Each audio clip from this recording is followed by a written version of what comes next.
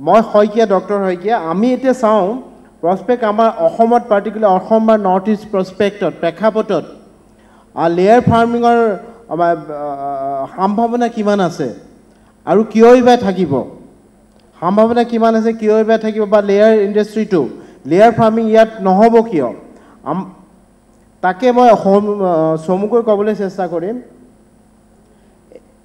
আপোনাৰ চাওক কণ্টেণ্ট ইয়াতে আমি এটা ডিছকাশ্যন আলোচনা কৰিম যে আমাৰ ডিমৰ কনজাম্পশ্যন কিমান ডিমৰ খপত কিমান নিম খায় তাৰপিছত আমাৰ অসমলৈ মেজৰ এগ ছাপ্লাইজ ক'ৰ পৰা আহে ক'ৰ পৰা অসমলৈ এগ ৰপ্তানি আমদানি হয় এতিয়া এক্সিষ্টিং ব্ৰীডবিলাক কি ব্ৰীড আছে এক্সিষ্টিং ব্ৰীড আমাৰ ইণ্ডিয়াত কি এক্সিষ্টিং ব্ৰীড আছে তাৰপিছত আৰু ফাৰ্মিং ছেক্টৰ কেনেকৈ ইভলিউশ্যন হৈছে মই ধৰি লওক লাষ্ট 30 yearsত পোল্ট্ৰি ফাৰ্মিঙত আছোঁ পোল্ট্ৰি ফাৰ্মিং ছেক্টৰ কেনেকৈ ইভলিউশ্যন হৈছে ইভলিউশ্যন মানে প্ৰথমতে কি আছিলে তাৰপিছত এতিয়া আহি কোন পৰ্যায়ত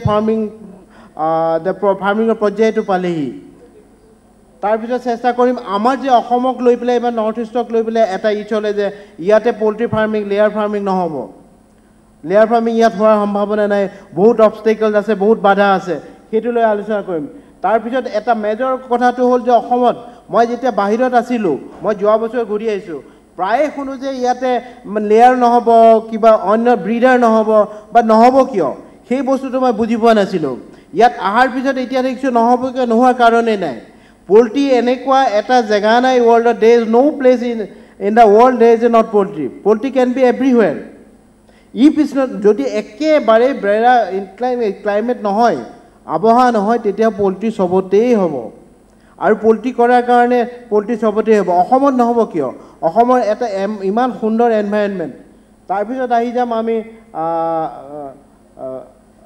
আৰু আমি যি অসমত এতিয়া ডিমৰ উৎপাদন আৰম্ভ হ'ল উৎপাদনৰ মানে মেজৰ পকেটৰ লগত আমাৰ অসমৰ কি এনেকৈ কম্পেয়াৰ উৎপাদনৰ হাৰৰ অনুপাত তাৰপিছত এতিয়া চেলেঞ্জ আৰু অপৰচুনিটি আমাৰ ইয়াত সুবিধাবিলাক কি আছে তাৰপিছত এগ ব্ৰেণ্ডিং কষ্ট কম্পনেণ্টছ ওৱান অফ দ্য এটা মেজৰ কথা পাতিম কষ্ট কম্পনেণ্টছ আমি যে আগৰ বক্তাসকলেও কৈ গ'ল মানে শুক্লা ছাৰে কৈ গ'ল আমাৰ ইয়াতে প্ৰডাকশ্যন কষ্ট আমি প্ৰডাকশ্যন কষ্টটো কেনেকৈ কি হিচাপে লওঁ সেইটোলৈ ক'ম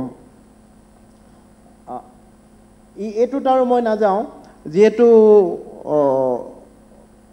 মই কিছুমান শ্লাইড স্কিপ কৰিম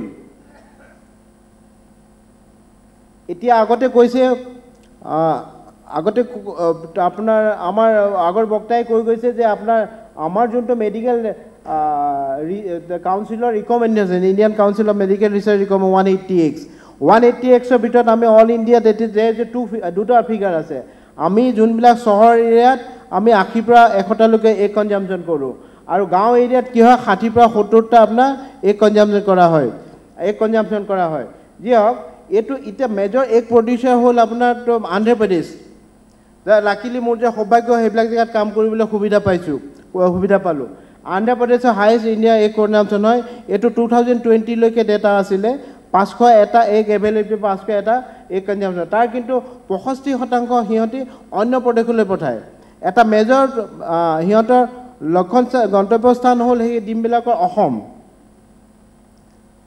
ইয়াতে চাওঁ আমি শ্বৰ্টকৈ চাওঁ যদি আমি এইটো ডাটাটো যদি অসমৰ যোনটো এটা এভেইলেবিলিটি মানে কিমান এগ আছে পাৰ কেপিটা হিচাপে কিন্তু এটা ফিগাৰ ছাৰপ্ৰাইজিং যে আমি ইণ্টাৰনেটত বিচাৰিলেও অসমৰ ফিগাৰটো সদায় 15-16টাই পাওঁ অসমৰ ফিগাৰ এই টেবিলটো সদায় 15-16টাই পাওঁ আপুনি চাব একদম টপত আছে 15টা আছে ডিম এইটো এগ এভেইলেবিলিটি তাৰপিছত ইয়াতে আপুনি চাব অসমত তাৰপিছতে অন্ধ্ৰপ্ৰদেশ আছে 501টা আপুনি আমাৰ চুবুৰীয়া প্ৰদেশ কেনেকৈ এইটো পইণ্টাৰ আছে নেকি কেনেকৈ এইটো পইণ্টাৰ তাৰপিছতে চাব আপুনি বেংগলৰ ফিগাৰটো অলপ চেঞ্জ হ'ব অফক'ৰ্ছ 2021 যোনটো বেংগলৰ ফিগাৰ আছিলে এইটো আপোনাৰ 108 এগ এভেইলেবিলিটি পাৰ কেপিটা কিন্তু একচুৱেলি বেংগলৰ ফিগাৰটো হ'ব 122 I have been updated with some of my friends in Bengal that the latest figure যোনটো আছে 122টা ফিগাৰ আছে বাকীখিনি নগ'লোৱে বাৰু আমি এইটো কম্পেয়াৰ কৰিলোঁ কম্পেৰেটিভ ডাটা